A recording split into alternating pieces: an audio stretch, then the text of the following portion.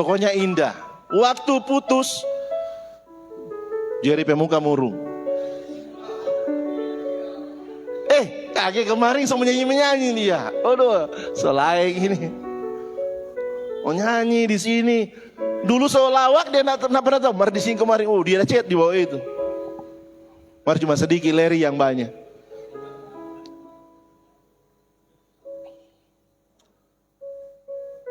Sekalipun indah, kalaupun so alami begitu, mari kalau di dalam Tuhan kong kita maju, dia justru menghalangi. Berarti bukan. Karena hidupmu, menikahmu bukan cuma alasan karena aku sayang. Dia betul sayang sekali pangana. Bahkan dia bisa korbankan nyawa asal selama ngananya beribadah. Berarti salah. Tinggalkan semua hal itu. Tapi kita lihat bagian selanjutnya, ketika Lewi meninggalkan segala sesuatu, Lewi bukan cuma sekedar menjalani hidup. Dia bukan cuma sekedar ketika dia bertobat dan ikut Tuhan, dia bukan cuma sekedar oh sudah, yang penting kita so diselamatkan, yang penting tapi dosa so diampuni, yang penting tapi masa lalu Tuhan so lupakan, dan kita juga sudah lupakan semua, kita tinggalkan. Nggak cuma begitu. Coba ayat yang ke-28, ayat 29. Dan Lewi mengadakan suatu apa? Perjamuan besar untuk siapa? Untuk Yesus. Dia nggak bisa berkhotbah, tapi ada yang dia bisa buat. Lewi ini orang kaya. Dia buat sebuah acara yang memang sengaja. Alkitab bilang dia buat sebuah acara perjamuan besar. Terus apa lagi? Untuk dia di rumahnya dan sejumlah besar pemungut cukai dan orang-orang lain turut apa? Makan bersama-sama dengan perjamuan besar. Berarti ada dana yang dia keluarkan. Belum lagi dia membuat undangan. Dia undang ini orang-orang pemungut cukai yang lain. Ada satu beban di hatinya setelah dia meninggalkan segala sesuatu dan mulai menetapkan langkah mengikut Tuhan. Kiapa banyak orang yang di titik begini justru gagal. Kiapa banyak orang setelah dia bertobat justru seiring waktu tidak pernah mencapai sesuatu. Kiapa begitu? Karena kita diset oleh Tuhan setelah bertobat, terus cuma mau jaga-jaga rohani terus, nak bakalan orang bisa bertahan. Kekristenan tidak diset untuk bertahan. Kekristenan diset untuk menyerang.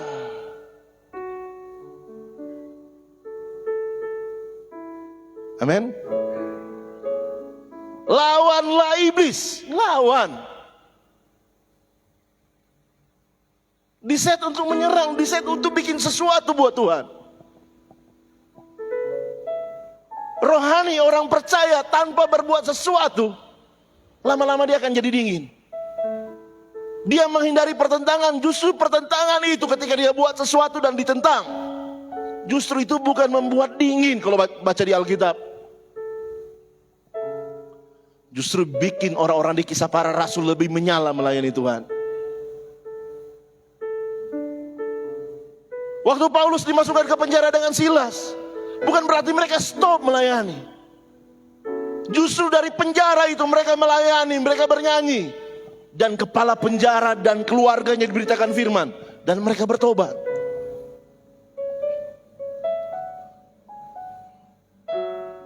Semakin disetting diam, semakin hancur rohaninya. Orang yang mau bertahan, hari ini kita bertahan jadi kuat dalam Tuhan. Besok jadi kuat. Berapa lama kamu bisa bertahan kalau umurmu sampai 70 tahun? Nggak bakalan terus rohani. Tapi kalau tetap terus maju di arus yang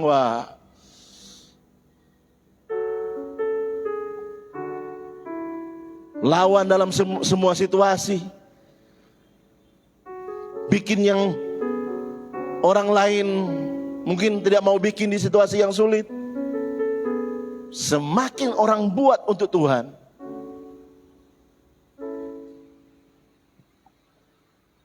semakin banyak hal hebat justru. Rohaninya akan lebih maju. Amin.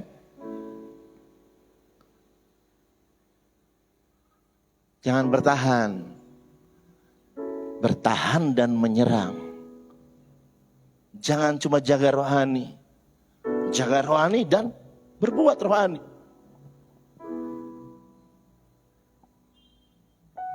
Jangan cuma ada di titik yang penting kok kita so bertobat, yang penting kok kita so beribadah.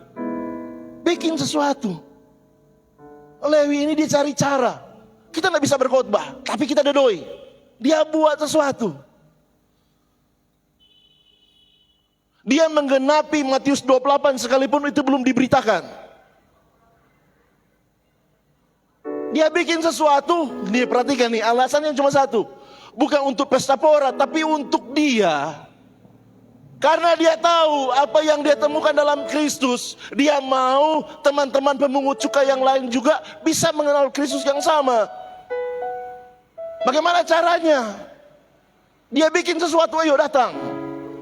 Mereka karena Yesus ada di situ, orang bukan cuma sekedar makan sampai kenyang. Justru kalau ada Yesus di mana-mana, berita tentang kerajaan Allah itu diberitakan. Harusnya kita begini. Makanya orang pelayan Mahanaim sering mau bikin sesuatu. Banyak teman-teman yang, dengan dana-dana terbatas, tambah kak, orang bikin sesuatu. Begitu sebenarnya rohani. Sambil dia bertahan dari rohani, tapi dia mau buat sesuatu.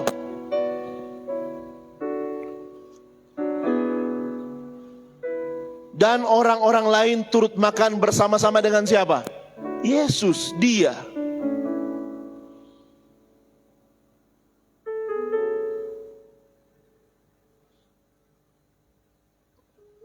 Kalau kamu belum kerja, masih hidup dari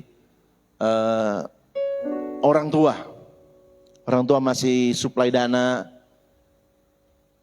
apa yang kamu buat Kristus? Bisa terlibat di pelayanan,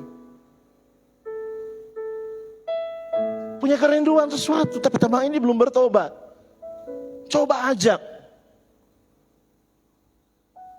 Ada komsel, coba ajak. Sekalipun mungkin orang tolak kan banyak teman, masih yang teman yang lain. Coba ajak. Tujuannya hadirkan di komsel karena apa? Bukan karena Kak Tian, bukan karena Kak Sem, bukan Kak Govi, atau bukan pemimpin komsel yang menyampaikan firman. Ada alasan yang lebih tinggi. Karena di tempat tersebut ada firman Tuhan yang bisa mengubahkan. Diberi kesempatan kepada orang-orang itu bisa ada di titik mereka bisa bertobat seperti saya sebelumnya. Harusnya orang peset begitu. Nggak bisa tunggu waktu lama. Tunggu kita belum siap. Tunggu kita. Lewi, berapa lama dibutuhkan waktu? Apakah dia follow up dulu? Waktu dia bertobat, waktu dia rasakan kasih Tuhan, waktu dia berjumpa dengan Tuhan. Tidak perlu waktu lama, dia langsung buat sebuah event. Karena orang-orang tidak lagi, karena kesempatan itu bisa lewat kalau Anda tidak mengambilnya. Tuhan, kalau kita so kaya koman Tuhan, kita mau gaji, kita mau kasih. Mana ngana dengan cuma mau sumbang 50.000 ngabe pelit sekali, bagaimana mau kaya? Karena memberi itu latihan. Waktu kamu bisa memberi 50.000, ketika Tuhan percayakan lebih, kamu bisa beri lebih banyak. Uangmu 100.000, kamu beri 50.000, berarti 50%. Waktu kamu dapat 1 miliar, kamu bisa kasih 500 juta. Karena kamu tahu waktu kamu beri 50, Tuhan bukan cuma memberi orang puas karena bisa menolong orang lain, jiwa-jiwa bisa datang kepada Tuhan, tapi orang juga apa? Bisa diberkati dengan cara itu. Waktu Tuhan percayakan 1 miliar, kamu gampang akan kasih 500 juta. Karena kamu sedang berlatih untuk memberi dari hal kecil. Oh Tuhan, kalau kita komanso, nggak bakalan mau so itu. Song boleh. Ada enggak? Ya toh? Ada enggak di sini punya hati seperti itu? Ada enggak di sini membawa jiwa kepada Tuhan? Ada enggak di sini punya kerinduan? Kalian bawa jiwa.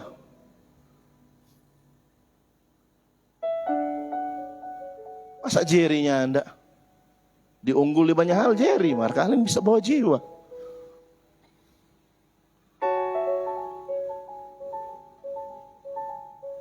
Kekristenan mesti ada dua hal ini. Bertahan secara rohani, tapi juga menyerang. Menyerang itu apa artinya? Kamu coba bawa jiwa, menarik orang datang kepada Kristus, itu menyerang itu. Musuh nak suka, iblis tak akan pernah suka, dia akan diam. Dia mulai cari cara untuk menghalangimu. Dia akan buat banyak hal untuk menghalangimu, tidak lagi membawa jiwa kepada Tuhan. Bahkan dia akan beri semua alasan.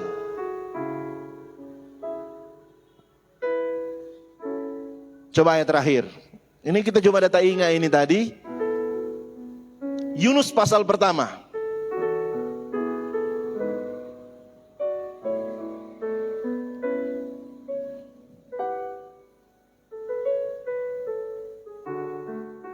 Ayat ini akan mengingatkan kita semua bahwa tetap di dalam panggilan itu pilihanmu yang harus kamu perjuangkan selama-lamanya seumur hidupmu.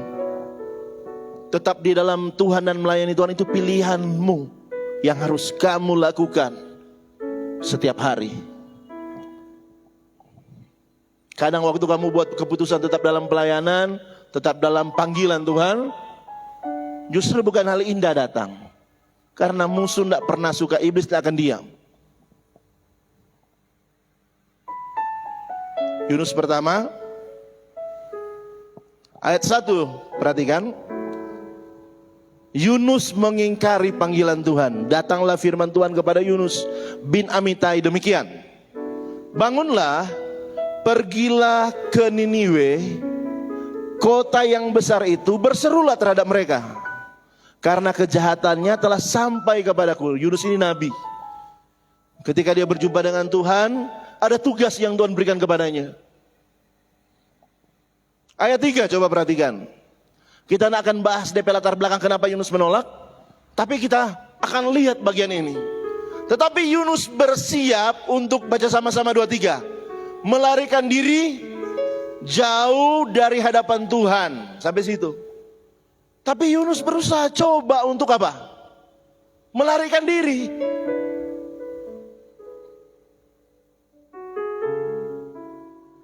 Dan waktu saya membaca ini, saya dapat satu pengertian sederhana. Setiap orang yang berusaha untuk keluar dari kehendak Tuhan, jalannya pasti mulus di awal. Siapa kita bilang begitu coba? Ia pergi ke Yafo dan apa? Mendapat di sana sebuah kapal yang akan berangkat kemana? Dia sampai ada kapal semua berangkat. Coba nih hitung kalau ada kapal setiap hari. Kapal PLD pun dijadwal. Herannya Yunus, waktu Tuhan berfirman, dia buat rencana untuk meninggalkan Tuhan, sama dengan mulus DP perjalanan di awal. Makanya orang yang tadinya ikut Tuhan sungguh-sungguh, kalau semula aja mabuk, dapat lihat mulus, dapat lihat Tuhan tidak campur tangan.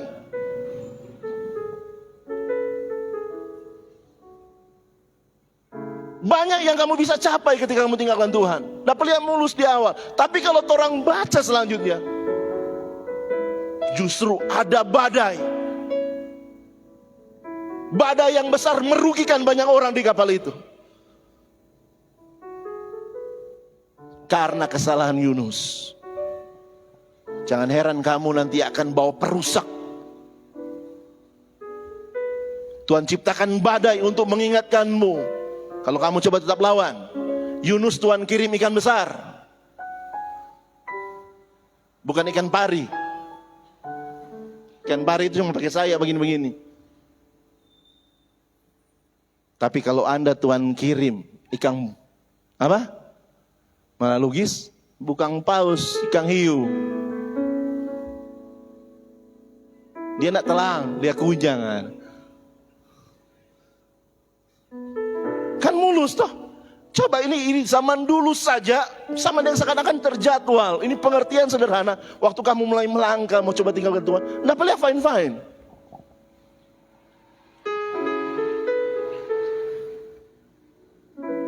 Dan Tuhan serius. Tuhan tidak akan langsung lepaskan kamu ketika kamu mulai menjauh. Bukan bahasa Alkitab itu. Tapi Israel, Tuhan bunuh mereka kebanyakan. Karena telah 10 kali.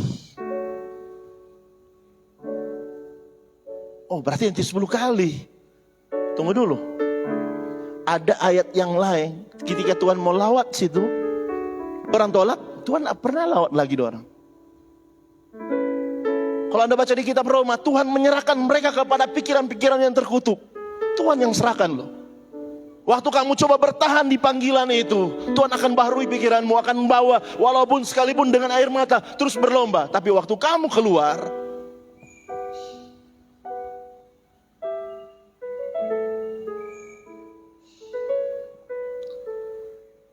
sampai di titik kamu tidak tahu, Tuhan serahkan kamu kepada pikiran-pikiran yang terkutuk, nafsu-nafsu yang tadinya kamu tidak buat. Oh, nanti kita bertobat kalau begitu puas-puas di dunia ini. Masalahnya kan pertobatan bukan kamu yang pilih. Nggak pernah direncanakan. Saya juga kalau mau ulangi pertobatan, saya nggak mau bertobat di umur 24. Saya akan mau bertobat di umur belasan seperti Anda. Karena terlalu indah melayani Tuhan. Kalau saya mau pilih bertobat, saya akan undur mungkin di umur, ya kelar SMA lah, 18, 17, 18. Tapi itu pun kalau orang sadar panggilan Tuhan itu lebih mulia dari apapun, orang akan mundur lebih jauh, 15 juga. Jadi kalau Anda bertobat di umur 15, Anda bersyukur. Tokoh-tokoh hebat di Alkitab banyak yang dari muda. Pendeta-pendeta yang kamu lihat sekarang, mereka melayani hebat. Dari muda orang melayani Tuhan. Nggak tunggu usia tertentu. Nggak tunggu harus jadi preman bertobat. Baru setelah itu Tuhan pakai, tunggu dulu. Bahkan rata-rata yang Tuhan pakai justru orang baik-baik.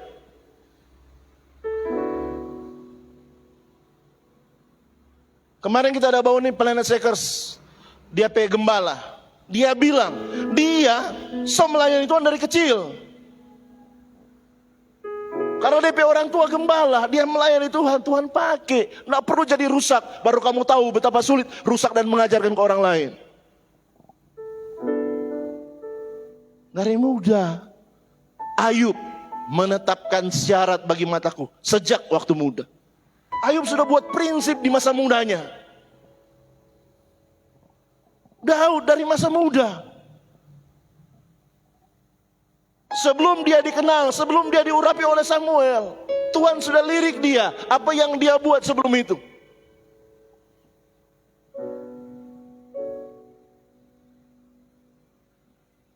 Samuel dari muda, dari kecil. Cuma sedikit orang-orang yang bertemu dengan Tuhan so dewasa. Tapi kebanyakan dari muda. Jadi kalau bertobat di umur tua, ini mulai menyesal. Aduh, iri kita nih untuk anak-anak muda. Kita aktivitas sudah terlalu fight. Dorang, aduh iri sekali. Nah, jangan menyesal. Karena pertobatan itu tidak pernah direncanakan. Kalau Anda dari muda, aduh masih suka kok kita begini. Jangan menyesal. Sebab Tuhan mau lebih panjang waktumu untuk membawa jiwa kepada Tuhan. Amin. Amin. Puji Tuhan teman-teman. Tetap dalam panggilan Tuhan. Sebab Allah yang memanggil kamu adalah setia. Dia nak cari kamu sempurna. Di panggilanmu sedang berjuang, kamu juga bukan orang sempurna. Tuhan akan tolong. Tuhan akan bantumu melangkah satu langkah lagi setiap hari. Tuhan akan kuatkan kakimu untuk berpijak sekalipun badai. Dan Tuhan akan tolong kamu mampu melangkah sekali lagi. Sampai kamu sadar di umur 40, 50, 70 tahun kamu balik ke belakang. Kamu akan bilang betapa hebat Tuhan itu. Waktu kamu tolong satu orang mungkin sekarang butuh pengorbanan banyak. Tapi Tuhan tahu setiap usahamu. Tuhan mulai percayakan kamu lebih lagi. Makanya sejak sekarang, buat keputusan yang paling penting di hidup, melayani Tuhan. Loh, kita mau melayani apa? Kita nintau apa-apa semua. Gampang melayani Tuhan. Bikin sesuatu untuk Tuhan, itu melayani Tuhan. Aduh, kita nintau, enggak di altar ini, nggak cocok kita. Tapi bisa aja kamu cocok jadi usher. Kamu bisa bawa orang, bisa kasih, orang nyaman. Dia senyum bukan senyum baking-baking. Amin. Atur kursi jam 3 sore, itu melayani Tuhan. Kita enggak bisa apa-apa. Doa jam berapa di sini? Datang doa. Jangan tunggu bola. Enggak bakalan datang. Jangan tunggu kesempatan. Kesempatan itu diciptakan. Kamu buat sesuatu, tiba-tiba kesempatan itu muncul. Enggak orang mau panggil, enggak akan ada orang mau panggil pelayanan dirimu. Enggak berkembang pelayananmu. Enggak akan ada undangan khotbah bagimu. Sekalipun kamu fasih bicara, kenapa? Karena jam-jam yang kamu habiskan setiap hari bukan untuk Tuhan. Nggak bisa. Hamba-hamba Tuhan besar, mereka melatih diri dengan baca Alkitab. Coba Anda baca Billy Graham, bukunya. Dia bilang begini, ketika dia baca Alkitab tiap hari loh. Bikin KKR 40 hari. Bayangkan mau khotbah 40 hari ini. Tapi masih sempat baca Alkitab tiap hari. Ada wawancara Gilbert dan Reinhard Bonnke di masa tua. Dia bilang, saya 4-5 jam baca Alkitab tiap hari. Belum berdoa. Hamba Tuhan loh ini. Kita nak bilang itu standar jadi standar semua. Tapi kalau kamu full time, tidak jadi menarik semua yang di HP, membuat kamu nyaman bisa berjam-jam. Kamu akan duduk di hadirat Tuhan. Lebih baik duduk di hadirat Tuhan 1 jam pun tak tidur. Jauh lebih baik. Daripada menghabiskan waktu. Oh, ada orang hamba Tuhan begitu boleh. Siapa kau mau ikut manusia? Amin. Amin. Coba tanya yang sekolah Alkitab, seberapa kali bolak-balik Alkitab? Makanya khotbah kamu patah-patah. Coba tanya game. Yang sekolah Alkitab, Andres, gimana Andres? Andres tahu, kita kan tahu, entah tahu mau bilang apa. Tuh chicken apa itu? Cuma dengar, tahu, coba apa? Coba tanya orang-orang yang biasa game. Bahkan orang bisa bikin tema khotbah dari game. Contohnya dari situ. Remanya dari Alkitab. Bikin tema itu bukan karena terlintas di pikiran. Ketika membaca Alkitab dia muncul. Amin. Amin. Kita sebanyak kali baca Alkitab, ini kita nak mau khotbah di bagian ini. Tapi ketika kita baca, siapa Silas itu disebut rasul. Teman-teman lain bingung. Dia berjalan dengan Paulus tapi dia bilang, 2 rasul itu. Siapa disebut rasul? Kita tanya, berpikir kita.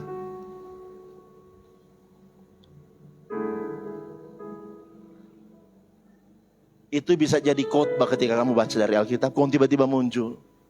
Tuh orang bisa menafsirkan 2 hal. Memang betul-betul dia rasul. Tapi kedua, mungkin dia bukan rasul, cuma orang bilang, oh Silas jadi rasul. Tapi berarti orang Dalia Silas secara hidup mirip Paulus ketika berjalan. Sama. Sampai orang bilang 2 rasul ini. Bukankah begitu arti Kristen, pengikut Kristus? Karena yang mereka buat seperti yang Tuhan buat. Amin. Oleh bangkit berdiri semuanya teman-teman. Saya undang pemain musik.